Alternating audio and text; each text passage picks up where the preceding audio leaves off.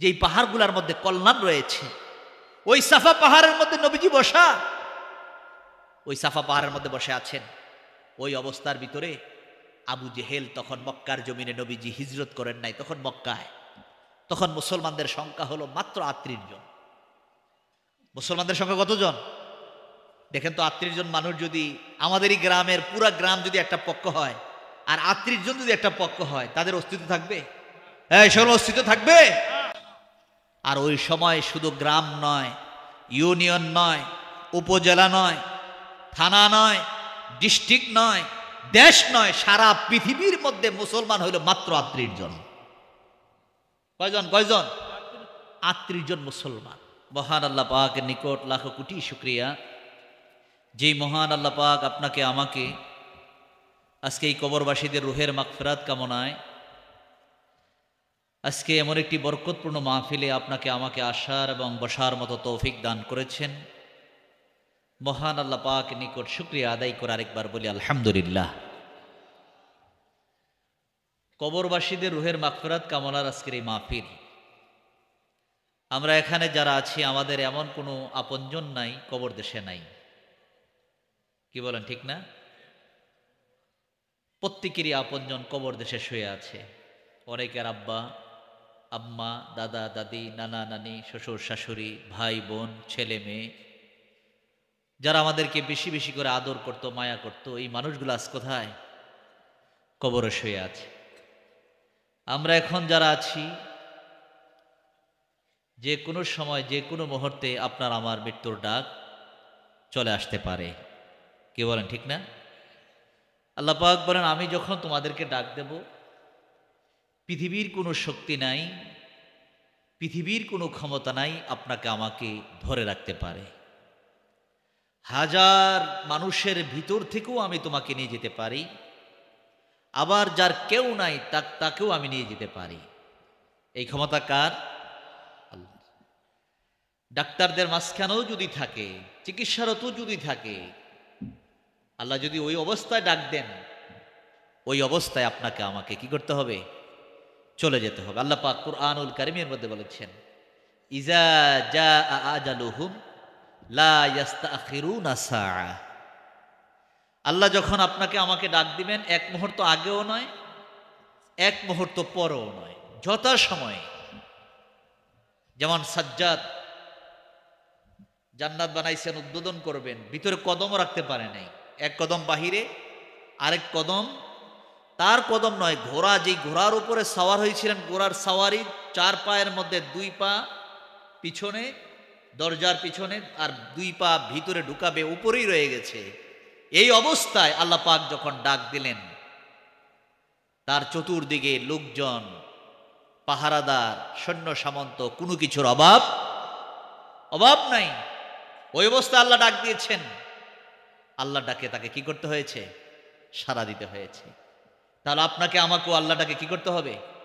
সাড়া দিতে হবে। যে কোনো সময়, যে কোনো মুহূর্তে আপনার আমার মৃত্যু চলে আসতে পারে। এখন মৃত্যুর জন্য আমরা কি প্রস্তুতি নিলাম? দুনিয়ার জন্য আমরা কত কিছু করি। দুনিয়ার 50, 60, 70, 80 বছর জিন্দিগি, এই পরিচালনা করার জন্য আমাদের ঘর বাড়ি, জায়গা জমিন, রাস্তাঘাট, ব্যবসা বাণিজ্য, সব কিছু আমরা দুনিয়াবি 50, 60, 70, 80 বছর দুনিয়াতে ভালো থাকার জন্য কত চেষ্টা করি।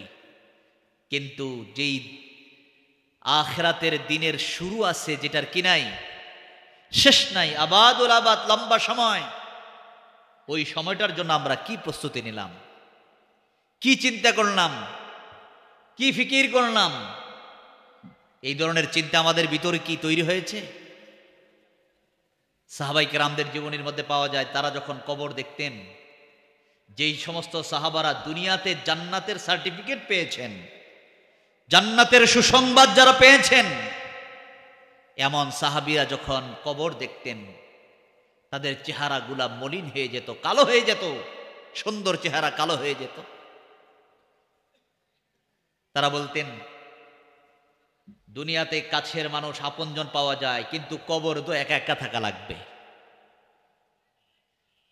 একদিন দুই দিন নয়, হাদিস শরীফের মধ্যে রাসূল সাল্লাল্লাহু আলাইহি সাল্লাম বলেছেন কমপক্ষে 50,000 বছর। কত বছর? কত বছর? এই সকলে বলুন কত বছর? একটা রুমের ভিতরে আপনাকে যদি 3 দিন আটকায় রাখে কেমন লাগবে?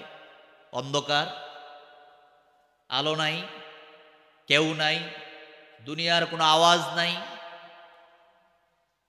এমন একটি জায়গায় 3 দিন আটকায় রাখলে আপনাকে কেমন লাগবে? আর এমন একটি ঘরের মধ্যে আপনাকে একদিন দুই দিন নয়, থাকতে হবে কত বছর? 50,000 বছর।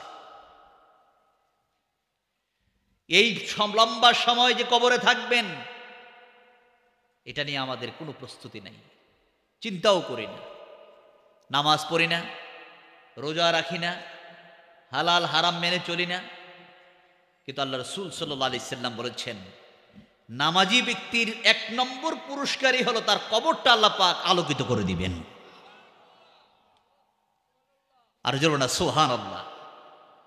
তার কবরটা কি হয়ে যাবে? আলোকিত হয়ে যাবে। আল্লাহ নবী ফরমান দুনিয়ার জমিনে এমন কিছু মানুষ আছে যেই মানুষগুলা কবরে রাখা মাত্র আল্লাহ পাক ডাক দিয়ে বলবেন বান্দারে তোর ভয় পাওয়ার কারণ নাই, চিন্তা করো না।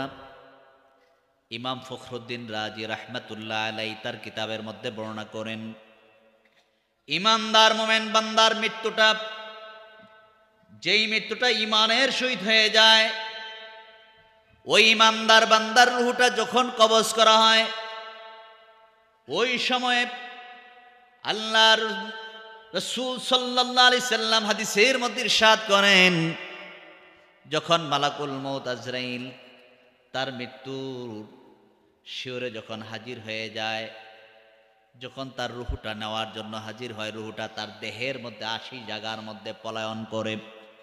কয়টা জায়গায়? 80টা জায়গায় পলায়ন করে। হাতে গেলে হাতের শক্তি বাড়ে, পায়ে গেলে পায়ের শক্তি বাড়ে, 80টা জায়গার মধ্যে পলায়ন করে। ওই অবস্থায় রূহটা যখন যেই জায়গার মধ্যে যাক, কিন্তু মালাকুল মউত আজরাইল কিন্তু ফাঁকি দেওয়ার কোনো সুযোগ নাই। কোন আছে নাকি? এখন আমাদের এই কামাল্লা গ্রামে এমন এক ব্যক্তি বলতে পারবেন যে মালাকুল মউত আজরাইল তাকে খুঁজে পায় নাই? কেন এমন কেউ আছে নাকি? কিন্তু দুনিয়ার পুলিশ খুঁজে নাও পেতে পারে, কিন্তু আল্লাহ পাকের দায়িত্বশীল যারা আছেন তাদেরকে ফাঁকি দেওয়ার কোনো সুযোগ। মালাকুল মউত আজরাইল যখন আসবে, তুমি এই দেহের মধ্যে যতই পলায়ন করো, পালানোর মতো কোনো রাস্তা নাই, পালানোর মতো কোনো সুযোগ নাই। কিন্তু ইমানদার যদি হয়, মোমেন বান্দা যদি হয়, ওই মোমেন বান্দাকে যখন হাত দিয়ে রুহু কবজ করতে চাবে, তখন ইমানদার বান্দার রুহু বলতে থাকবে এই হাত দিয়ে রুহু কবজ করতে দেব না। চেহারা দিয়ে যখন করবে তখনও বলবে দেব না, কেননা এই জবান দিয়ে আমি আল্লাহর জিকির করেছি, তাসবিহ পড়েছি, হক কথা বলেছি, সত্য কথা বলেছি, আমি কখনো মিথ্যা কথা বলি নাই, কাউকে ঠকাই নাই, বানোয়াটি কথা বলে নাই, কাউকে গীবত চর্চা করি নাই, কারোর চুগলখড়ি করি নাই। আল্লাহ নবী ফরমান তুমি নামাজ পড়ো কিন্তু চুগলখড়ি করো। নবীজি হাদিসের মধ্যে বলছেন লা ইয়াদখুলুল জান্নাতা কাত্তাত। তোমার যদি নামাজ পড়তে পড়তে তুমি যদি তোমার কপালটাকেও কালো করে ফেলো, কিন্তু নবীজি হাদিসের মধ্যে বর্ণনা করেন লা ইয়াদখুলু, তুমি জান্নাতে প্রবেশ করতে পারবে না কাত্তাত, যে ব্যক্তি চুগলখড়ি করে। কি করে? চুগলখড়ি। চুগলখড়ি একজনের কথা আরেকজনের কাছে গিয়ে লাগায়। এই চুগলখড়ি যারা করবে তারা জান্নাতে যাবে না, জান্নাতে প্রবেশ করবে না। কিন্তু আমল যদি কম হয়, যদি আপনার মধ্যে ইতমিনান, নম্রতা, ভদ্রতা, নবীজি সাহাবাই কেরামদেরকে কি শিক্ষা দিয়েছেন? হযরত আবু বকর সিদ্দিক রাদিয়াল্লাহু তাআলা আনহু, হযরত ওমর রাদিয়াল্লাহু তাআলা আনহু, হযরত ওসমান, হযরত আলী রাদিয়াল্লাহু তাআলা আনহু, কেমন সাহাবী তারা ছিলেন।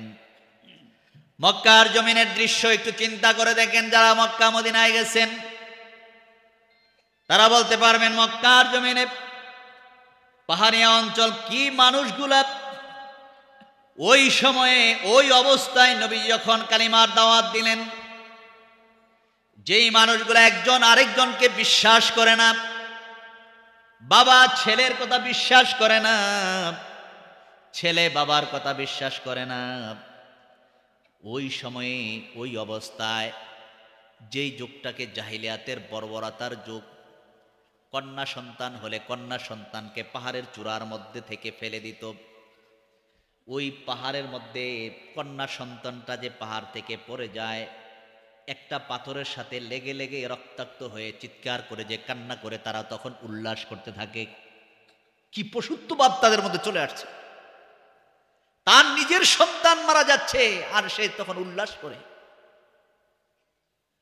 ওই জাহিলিয়াতের বর্বরতার সময়ে আপনার নবী আমার নবী যখন মক্কার জমিনে আসলেন, আসার পরে নবীজি বললেন, নবীজি ফরমান কারো যদি কন্যা সন্তান হয় আর এই সন্তানটাকে যদি আদর করে মায়া করে লালন পালন করে যদি সৎ পাত্রস্থ করতে পারে, নবীজি ফরমান আল্লাহ পাক খুশি হয়ে তাকে একটা জান্নাত পুরস্কার দিয়ে দিবেন।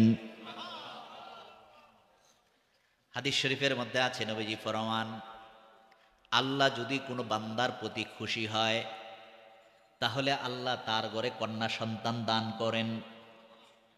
আর তিনটা কথা বলছেন, আল্লাহ যদি খুশি হন, 1 নাম্বার তার বাড়িতে মেহমান পাঠায়া দেন, 2 নাম্বার জমিনের মধ্যে বৃষ্টি দেন, 3 নাম্বার তার ঘরের মধ্যে কন্যা সন্তান দান করেন। যেমন সুবহানাল্লাহ। নবীজি ফরমান ওই সময়ে যেই সময় কন্যা সন্তানদেরকে তারা হত্যা করত, আর নবীজি বলেছেন তুমি যদি তাদেরকে আদর করে মায়া করে লালন পালন করে সৎপাত্রস্থ করো, তাহলে আল্লাহ পাক খুশি হইয়া তোমাকে একটা জান্নাত পুরস্কৃত করে দিবেন। জান্নাতটা কেমন জান্নাত? নবীজি ফরমান এক চাবুক পরিমাণ জায়গা, চাবুক পরিমাণ, একটা চাবুক পরিমাণ জায়গা যদি মূল্য ধরা হয়, এই পৃথিবীর জমিনকে যদি 7 বার বিক্রি করা হয়, তারপরও জান্নাতের চাবুক পরিমাণ জায়গার মূল্য হবে না। তাহলে জান্নাতটা কেমন সুখের জান্নাত আল্লাহ পাক দান করবেন। ওই সময়ে জাহিলিয়াতের বর্বরতার যুগে ওই মানুষগুলা নবীজি যখন তাদেরকে দাওয়াত দিলেন, দাওয়াত দেওয়ার পরে দুর্বল নিরীহ মানুষগুলা গোপনে গোপনে তারা কালিমা পড়তে আরম্ভ করলেন। এমন ভাবে কালিমা পড়তেছেন, কালিমা পড়ার পরে বাবা কালিমা পড়ে ছেলে জানে না, ছেলে কালিমা পড়ে বাবা জানে না।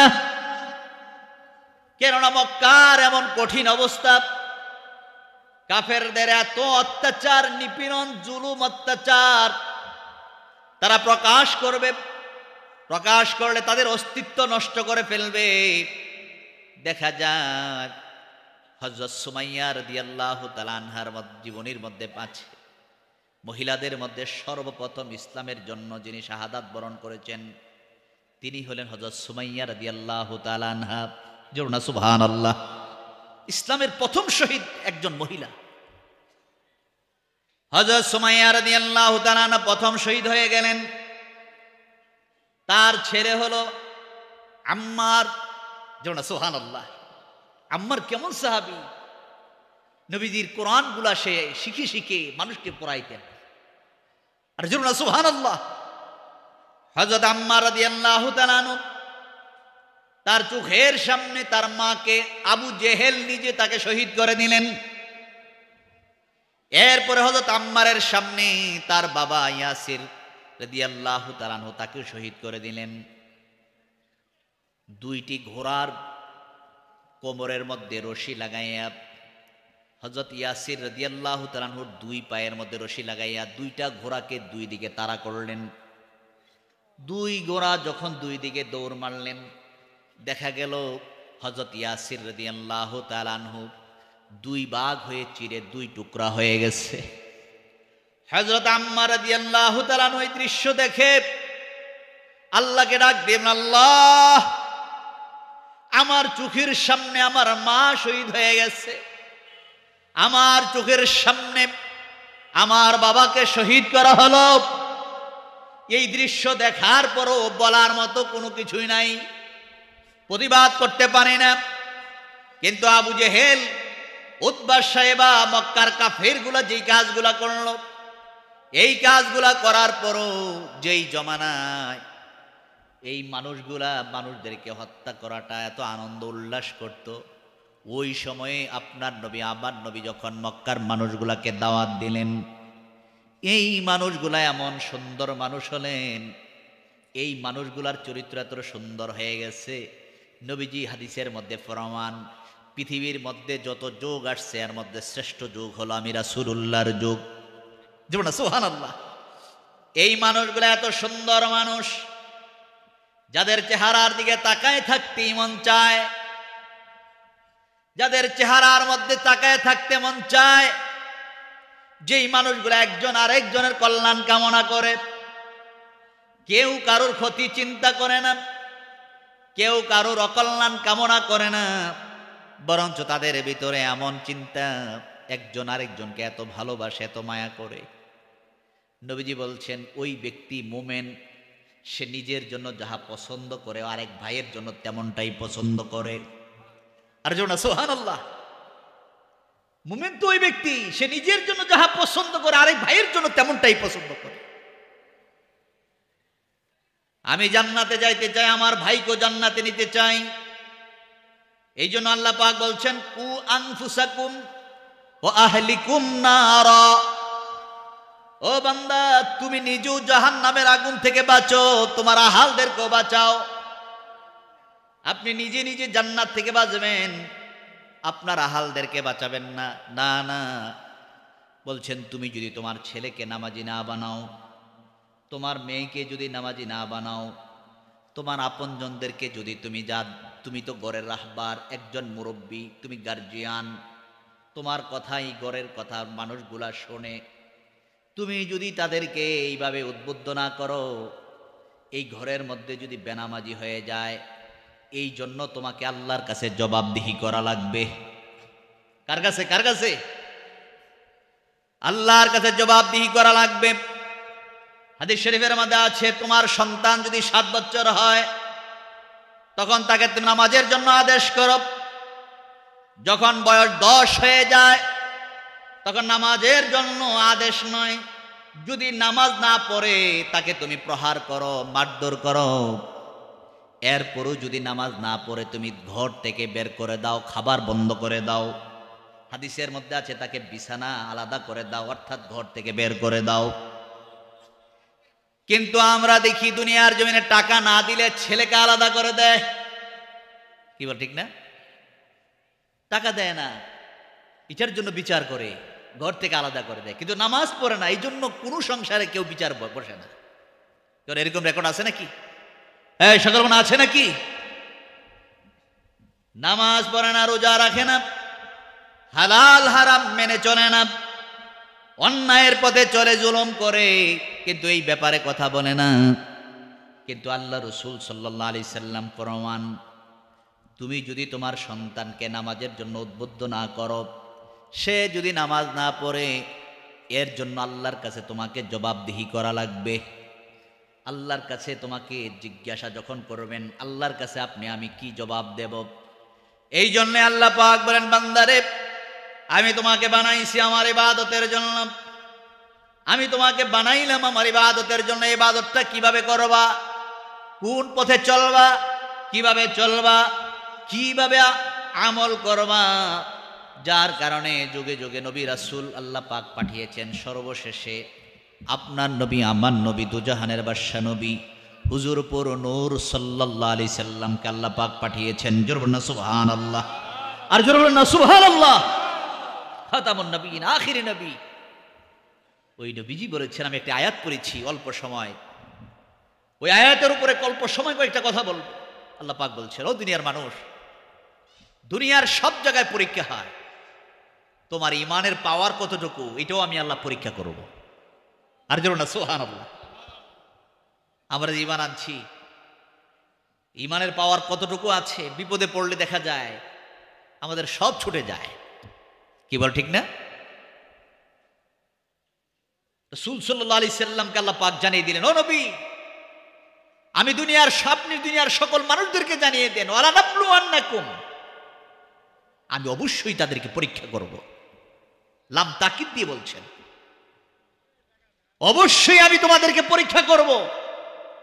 বিশাইয়িন, যে কোনো জিনিস দ্বারা, মিনাল খাউফি, ভয় দ্বারা, ওয়াল জুই, খাদ্যের স্বল্পতা দ্বারা, ওয়া নাকসিম মিনাল আমওয়াল, মালের স্বল্পতা দ্বারা, খাদ্য দিয়ে, মালের স্বল্পতা দিয়ে, ওয়াল আনফুস, তোমার নিজের উপরে, প্রত্যেকটার উপরে অনেক বড় বড় আলোচনা। আনফুস মানে নিজের উপর, মানে কি?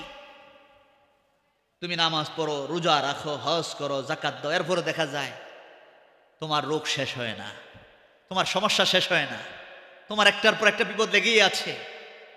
দেখা যায় তোমাকে দিয়ে, অথবা তোমার বিবিকে দিয়ে, অথবা তোমার ছেলেকে দিয়ে, অথবা তোমার মেয়েকে দিয়ে একটা না একটা সমস্যা লেগেই আছে।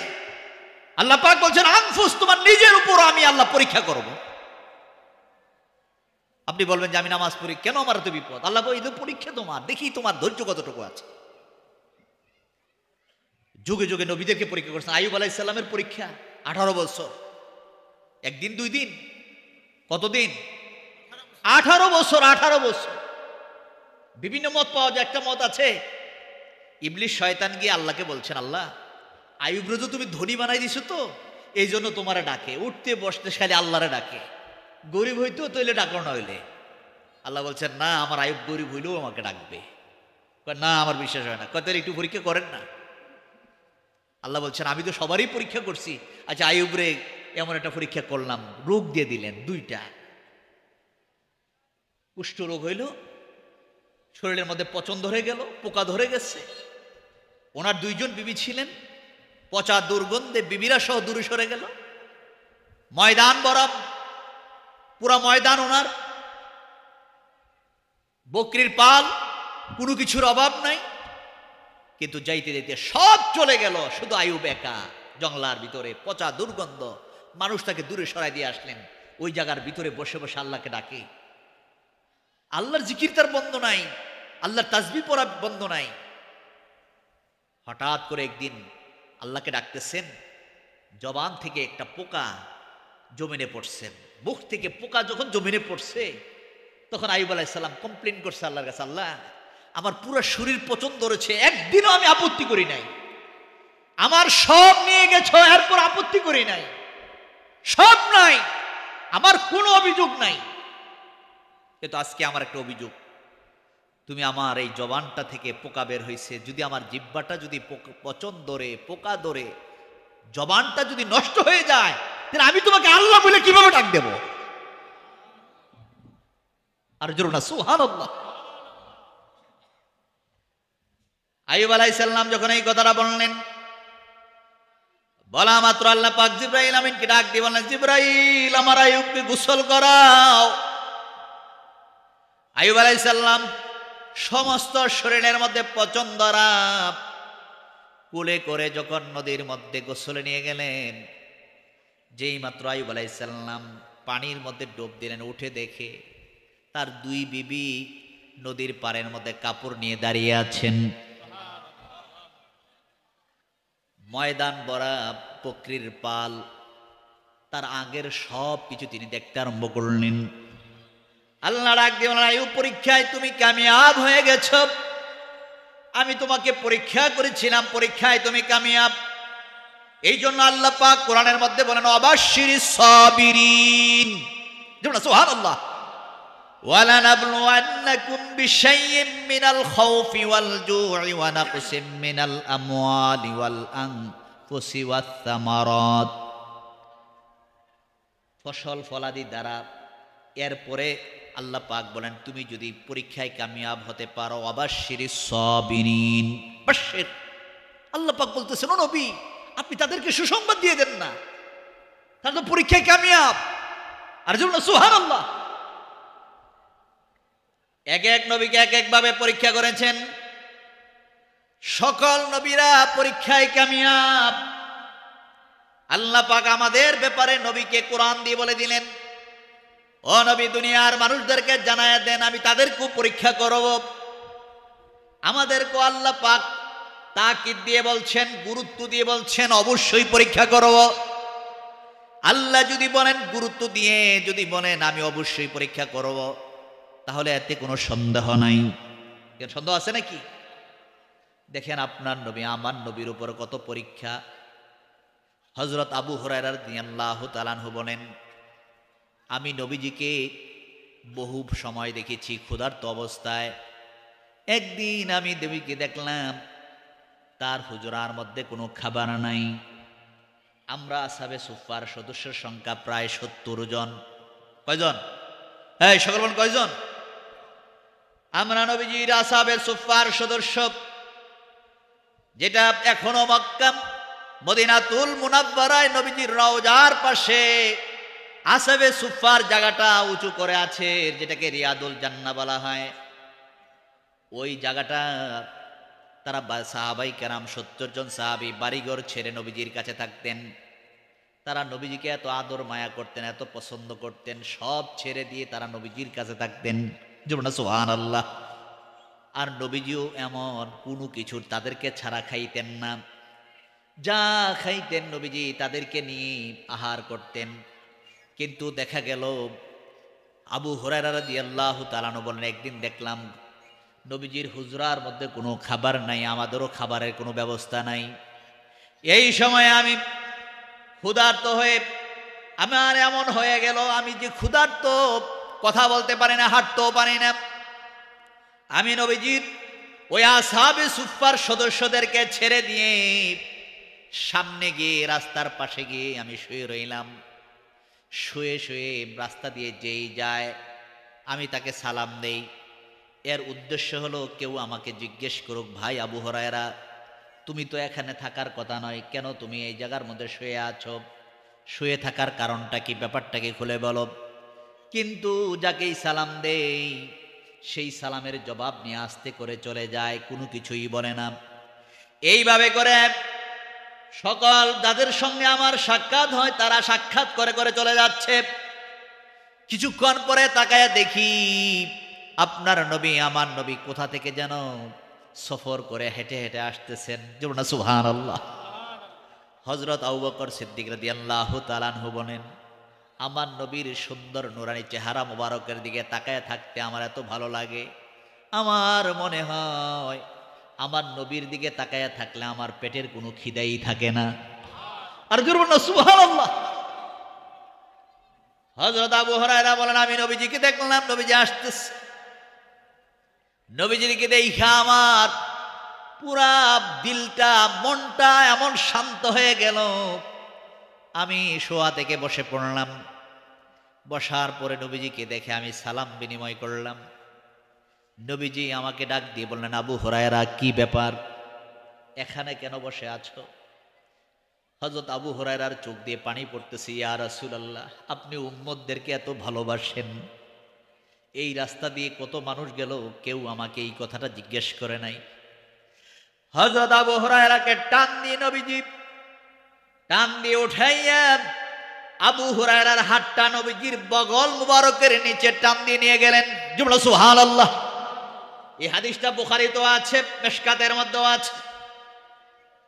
নবীজির টান দিয়ে আবু হুরায়রার হাতটা নবীজির বগল মুবারকের নিচে নিয়ে হযরত আবু হুরায়রাকে নিয়ে হাঁটতে আরম্ভ করলেন।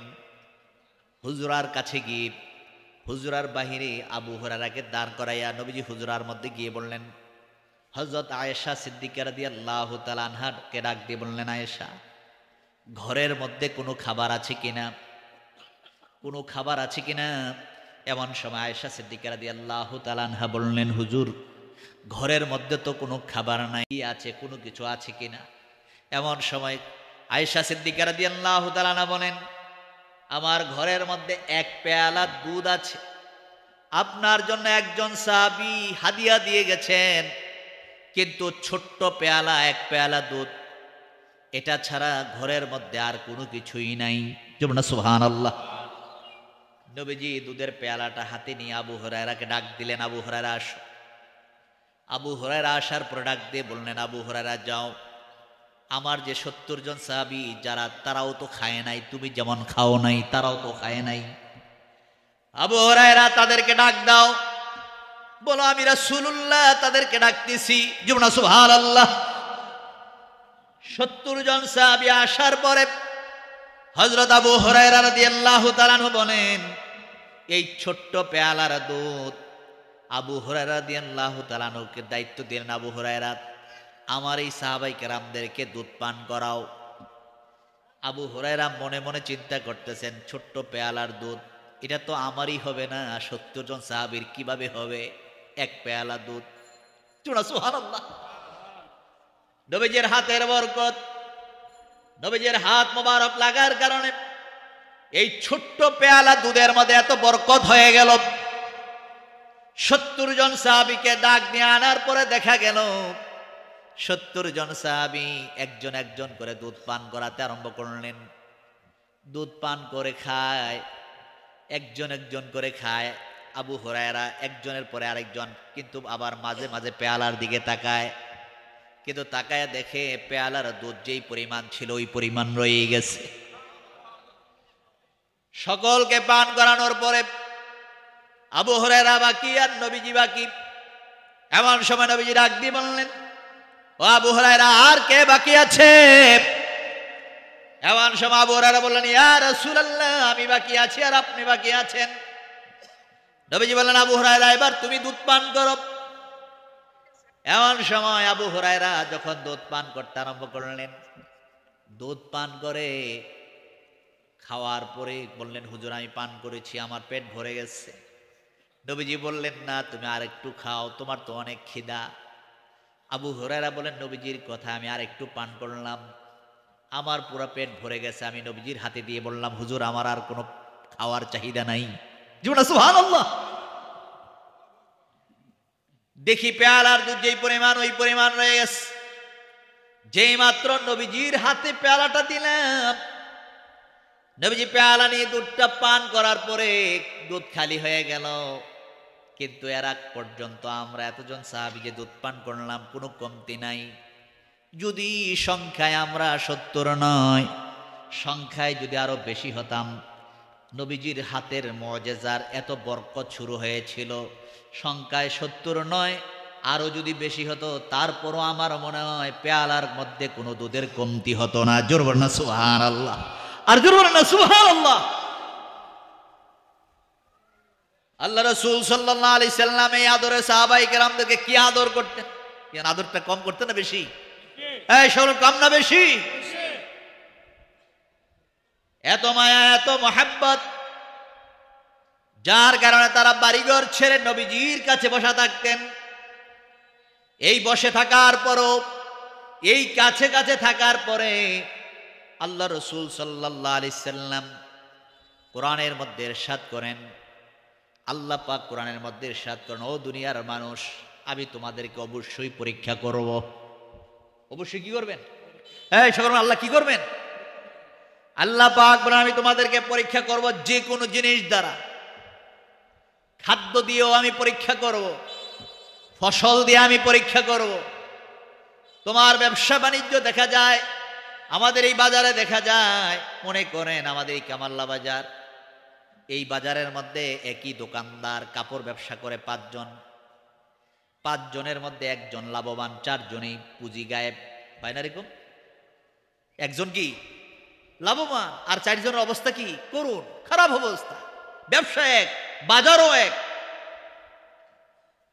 আল্লাহ পাক বলেন, আমি এমনটা পারি, একজনকে আমি ব্যবসা দিয়ে ধনী বানায়া দেই, আবার একই ব্যবসায় আরেকজনকে আমি ফকির বানায়া দেই। এই অবস্থাটা আমি আল্লাহ করি। এরপরে দেখা যায় তোমার ফসল হলো জমিনে, ফসলটা কেটে করে আনবা, তুমি লোকও ঠিক করে রাখছো, ওই অবস্থার মধ্যে তুফান শুরু হয়ে গেছে। তুফান শুরু হয়ে তোমার ফসল সব শেষ হয়ে গেল। এখন তুমি বলবা, আল্লাহ সবার ফসলগুলা কি সুন্দর করে বাড়িতে আনলো, আমার বালা এমন বিপদ। এরকম আছে না, বলুন না? আমি যেদিন খালি দান রোদ দিই, ওদিনই খালি বৃষ্টি হয়, এমন বলনেওয়ালা আছে না? আল্লাহ পাক বলেন ওই অবস্থায় তুমি যদি ধৈর্য ধারণ করতে পারো, ওই অবস্থায় তুমি যদি ধৈর্য ধারণ করতে পারো, তাহলে আল্লাহ পাক তোমাকে তোমার ব্যাপারে আল্লাহ রাসূল সাল্লাল্লাহু আলাইহি সাল্লামকে বলে দিন, আপনি তাদেরকে জান্নাতের সুসংবাদ দিয়ে দেন। আর জোরে না সুবহানাল্লাহ। তাহলে আপনার নবী আমার নবীর উপরে কেমন পরীক্ষা দেখা যায়, এক একটা পরীক্ষা কত শক্ত শক্ত পরীক্ষা নবীদের উপরে হয়েছে। এই পরীক্ষাগুলো যদি আমাদের উপরে হয়, কেন আমাদের কি অস্তিত্ব ঠিক থাকবে? হ্যাঁ, সবাই ঠিক থাকবে? দেখেন আপনার নবী আমার নবীর উপরে কেমন পরীক্ষা। ওই প্রাথমিক অবস্থায় কালিমা পড়ার কারণে তাদের উপরে যে অত্যাচার নিপীড়ন শুরু হলো, ওই সময় দেখা যায় আপনার নবী আমার নবীর কাছে যারা কালিমা পড়ছেন তারা কারো কাছে প্রকাশ করে না, কারো কাছে বলে না, কিন্তু ওই সময়ও দেখেন কি করুন। এই ছোট্ট কথাটা আমি বলছি, রাসূল সাল্লাল্লাহু আলাইহি সাল্লামের প্রাথমিক অবস্থায় নবীজি একদিন সাফা পাহাড়ের মধ্যে বসা। কোন পাহাড়ে? হ্যাঁ সকলন, কোন পাহাড়? সাফা পাহাড়। সাফা পাহাড়ের মধ্যে বসা। এই সাফা পাহাড়ের মধ্যে বসে আছেন, যেই সাফা পাহাড়ের কথা কোরআনের মধ্যে আছে, ইন্নাস সাফা ওয়াল মারওয়াতা মিন শাআইরিল্লাহ। যেই পাহাড়গুলোর মধ্যে কল্যাণ রয়েছে, ওই সাফা পাহাড়ের মধ্যে নবীজি বসা। ওই সাফা পাহাড়ের মধ্যে বসে আছেন। ওই অবস্থার ভিতরে আবু জেহেল তখন মক্কার জমিনে, নবীজি হিজরত করেন নাই তখন মক্কায়, তখন মুসলমানদের সংখ্যা হলো মাত্র 38 জন। মুসলমানদের সংখ্যা কতজন? দেখেন তো, 38 জন মানুষ যদি আমাদেরই গ্রামের পুরা গ্রাম যদি একটা পক্ষ হয়, আর 38 জন যদি একটা পক্ষ হয়, তাদের অস্তিত্ব থাকবে? হ্যাঁ সকল অস্তিত্ব থাকবে। আর ওই সময় শুধু গ্রাম নয়, ইউনিয়ন নয়, উপজেলা নয়, থানা নয়, ডিস্ট্রিক্ট নয়, দেশ নয়, সারা পৃথিবীর মধ্যে মুসলমান হইল মাত্র 38 জন। কয়জন? 38 জন মুসলমান। ওই অবস্থায় নবীজি সাফা পাহাড়ের মধ্যে বসে আছেন। আর আবু জেহেল নবীজিকে তো বারবার ডিস্টার্ব করেই, বিরক্ত করে, যেই কথাগুলা নবীজির হাত থেকে আল্লাহ পাক অসংখ্য মুজিজা নবীজির মাধ্যমে আল্লাহ প্রকাশ করে দিয়েছেন। অসংখ্য মুজিজা, কথায় কথায়, কদমে কদমে। ওই অবস্থা আবু জেহেল বারবার খালি একটুর পর একটু পরে পরীক্ষাই করে। আকাশের চাঁদ পর্যন্ত 2 টুকরা করতে হয়েছে। এবার হয়েছে কিনা নবীজির হাতে? আকাশের চাঁদ 2 টুকরা হয়েছে। এইভাবে একটার পর একটা পরীক্ষা নবীজির উপরে। ওই সময় দেখেন আবু জেহেল গিয়ে নবীজির কি বলতেছেন। একা একা নবীজি সাফা পাহাড়ের মধ্যে বসে আছেন, তো নবীজিকে একা পাইয়া আবু জেহেল গাল মন্দ করতেছেন নবীজিকে। এখন যারা কালিমা পড়ছেন 38 জন, তারা তো দুর্বল, কারো কাছে বলতেও পারে না, কারো কাছে প্রকাশও করতে পারে না। লিডার পার্সন যারা, এমন কিছু লোক তো কালিমা তখন পড়ে নাই। এই অবস্থার ভিতরে আবু জেহেল যায় নবীজিকে এমনভাবে গালমন্দ করতেছেন, নবীজি চুপ করে বসে আছেন, জবাব দেয় না। এই অবস্থায় নবীজির আপন চাচা আমির হামজা, সে হরিণ শিকার করতেন। হরিণ শিকার করতে গিয়ে দূর থেকে আজকে সারাদিন হরিণ শিকার করে হরিণ শিকার করতে পারে নাই। আমির হামজার মনটাও খারাপ। আমির হামজা রাদিয়াল্লাহু তাআলার মনটা কি খারাপ। এই অবস্থার ভিতরে আমির হামজা যেই মাত্র কাবার আঙ্গিনায় সাফা পাহাড়ের কাছে আসলেন, আসা মাত্র আমির হামজা কেউ একটা দূর থেকে একটা মহিলা ডাক দিয়ে বললেন, ও আমির হামজা, মুহাম্মদ সাল্লাল্লাহু আলাইহি সাল্লামকে একটু আগে আবু জেহেল যেইভাবে গালমন্দ করেছে, একটু আগে দেখলাম নবীজিকে যেইভাবে গালমন্দ করেছে, যদি আমি পুরুষ মানুষ হইতাম, আমার গায়ে যদি শক্তি থাকতো, আমার গায়ে যদি বল থাকতো, তাহলে এটার বিচারটা আমি নিজে করতাম। কিন্তু আমার গায়ে তো শক্তি নাই, আমি যাবো যে এই শক্তিটাও আমার নাই। কিন্তু নবীজির আব্বা আব্দুল্লাহ রাদিয়াল্লাহু তাআলা তো জমিনে নাই, তুমি যে চাচা আমির হামজা আছো, আমি তোমার কাছে নালিশ করলাম, আবু জেহেল নবীজিকে যেইভাবে গালমন্দ করেছে আমার এত কষ্ট লেগেছে, আমি তোমার কাছে বিচার চাইলাম, তুমি এই বিচারটা তুমি নিজে করবে। আর যেন না সুবহানাল্লাহ।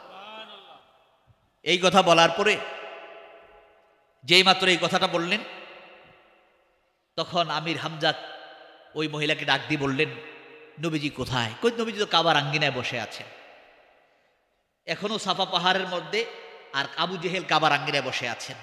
এই অবস্থার ভিতরে আল্লাহ রাসূল সাল্লাল্লাহু আলাইহি সাল্লাম সাফা পাহাড়ের মধ্যে এখনো বসা আছেন। আমির হামজা আস্তে করে সাফা পাহাড়ের উপরে গেলেন, যাওয়ার পরে দেখতেছে নবীজির মনটা খারাপ। নবীজির এই দৃশ্য দেখে আমির হামজার দিলটা নরম হয়ে গেছে। আমির হামজা ডাক দিয়ে বলতেছেন, ও মুহাম্মদ সাল্লাল্লাহু আলাইহি সাল্লাম, কে আপনাকে গালমন্দ করেছে? আমি তার বিচার করব। নবীজি তারপরও কোনো কিছু বলে না। নবীজির সামনে থেকে সাফা পাহাড়ের মধ্যে কাবার আঙ্গিনায় গিয়ে আবু জেহেলকে লোহার তীর বল্লমের মধ্যে, বল্লমটা ছিল তীরের লোহার, এই লোহার বল্লম দিয়ে তার কান বরাবর, আবু জেহেলের কান বরাবর এমন জোরে আঘাত করেছে, কান ফেটে রক্ত বের হয়ে গেছে। কান ফেটে কি হয়ে গেছে? রক্ত বের হয়ে গেছে। এই দৃশ্য হওয়ার পরও এই অবস্থায় নবীজির কাছে গিয়ে বললেন, ও মুহাম্মদ সাল্লাল্লাহু আলাইহি সাল্লাম, আমি তো আবু জেহেলের কান ফাটাই দিছি। আমি আবু জেহেলের কি করছি? কান ফাটাই দিয়েছি। আপনি খুশি হয়ে যান। নবীজি বললেন, না, আমি এতে খুশি হতে পারবো না। আমি খুশি হব আপনি যদি কালিমা পড়ে মুসলমান হয়ে যান। আর জোরে না সুবহানাল্লাহ, আর জোরে বলেন না সুবহানাল্লাহ।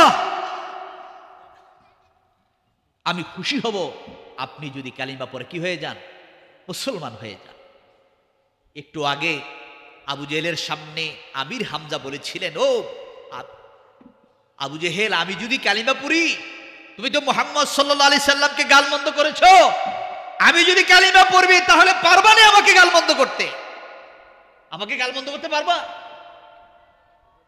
কিন্তু দেখা যায় একটু পরেই নবীজি তাকে সরাসরি দাওয়াত দিলেন, চাচা আমি খুশি হব, আপনি তাকে আঘাত করেছেন, আপনি তাকে মেরেছেন, এতে আমি খুশি না। আমি খুশি হব আপনি যদি কালিমা পড়ে মুসলমান হয়ে যান। আর জরুর না সুবহানাল্লাহ। দেখেন ইসলামের মধ্যে নবীজি প্রতিশোধ। এর মধ্যেও নবীজি যখন দাওয়াত দিলেন, আমির হামজা সাফা পাহাড়ের উপরে দাঁড়িয়ে নবীজির হাতে হাত রেখে কালিমা পড়ে মুসলমান হয়ে গেলেন।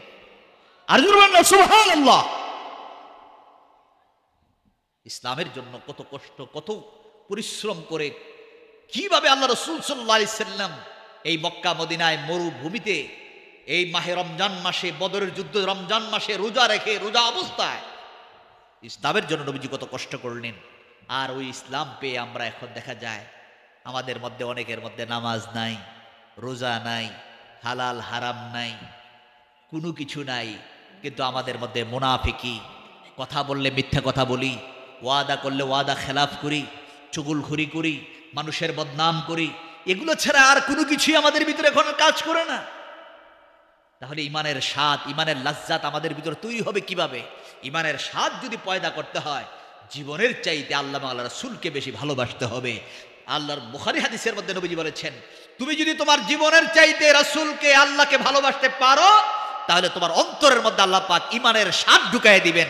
তখন তোমার কাছে নামাজ এত মজা লাগবে, সারা পৃথিবীর মানুষ তোমাকে বাধা দিবে, কিন্তু তোমার কাছে এত মজা লাগবে নামাজ, সকলের বাধা অপেক্ষা করে তুমি নামাজে দাঁড়ায় যাবে। এখন দেখা যায় ইমানের স্বাদ তো নাই, ডাকলেও নামাজ যায় না। ডাকলে কয় কি, আপনি পড়েন, আমি আইতাছি, আইতাছি গিয়ে বলা জায়গা আছে না এরকম? যা হোক, আল্লাহ যেন আমাদের সকলকে বুঝার মতো, বিশ্বাস রাখার মতো আল্লাহ যেন তৌফিক দান করেন। আমরা সকলে বলি আল্লাহুম্মা আমিন। আরেকবার বলি আল্লাহুম্মা আমিন। যা হোক, আজকের মাহফিলের যিনি, যার শুভাগমন আজকের মাহফিল, সোনাকান্দা দারুল হুদা দরবার শহীদ পীর সাহেব কেবলা কিছুক্ষণের মধ্যে তাশরীফ আনবেন। ওনার আগে এই আজকের মাহফিলের বিশেষ আলোচক হযরত মাওলানা আবু বকর সিদ্দিক রহমানী সাহেব, খলিফা সোনাকান্দা দরবার শরীফ, উনি আপনাদের সামনে মূল্যবান আলোচনা রাখবেন, চলে আসছেন। আমি যেই কথাটুকু বললাম, আল্লাহ যেন আপনাকে, আমাকে, সকলকে বুঝার মতো, আমল করার মতো আল্লাহ যেন তৌফিক দান করেন। আমরা সকলে বলি আল্লাহুম্মা আমিন। আরেকবার বলি আল্লাহুম্মা আমিন। এবং বিশেষ করে আমি আপনাদের কাছে খাস করে দোয়া চাই। এই প্রত্যেক বছর এই মাহফিল হয়, এই মাহফিলে আমার আব্বাজান আপনাদেরকে নিয়ে সব সময় এখানে আসতেন, দোয়া করতেন। মাহফিল শুরু থেকে আরম্ভ করে প্রত্যেক বছরই আব্বাজান আসতেন। মাঝখানে এক বছর অসুস্থতার কারণে মনে হয় আসতে পারেন নাই। আর এখন তো আমার আব্বাজান আমাদেরকে এতিম করে চলে গেছেন। কামাল্লা দরবার হযরত পীর সাহেব কিবলা, সকলে আব্বার জন্য খাস করে দোয়া করবেন, আমাদের জন্য দোয়া করবেন। এবং আজকের মাহফিলের যিনি প্রধান অতিথি আলহাজ কাজী শাহ মুফাজ্জল হোসেন কাইকুবার সাহেব, এবং ওনার জন্য বিশেষ করে ওনার আলহাজ, ওনার খালু আলহাজ শাহ আলম চৌধুরী সাহেব, আল্লাহ পাক যেন, আজহারুল হক চৌধুরী, শাহ আলম চৌধুরী সাহেব, আল্লাহ পাক যেন তাকে কবুল করেন। আজকের মাহফিলের যারা আমন্ত্রিত মেহমান আছেন, প্রধান মেহমান, প্রধান অতিথি, আলোচক, আমন্ত্রিত মেহমান এবং যারা আছেন এবং আজকের মাহফিলে উপস্থিত যারা আছেন আমি সকলের সর্বাঙ্গীন মঙ্গল কামনা করে আজকের মতো আমার আলোচনা এখানে শেষ করলাম। ওয়া আখিরু দাওয়ানা আনিল হামদুলিল্লাহি রাব্বিল আলামিন। আসসালামু আলাইকুম ওয়া রাহমাতুল্লাহি ওয়া বারাকাতুহু।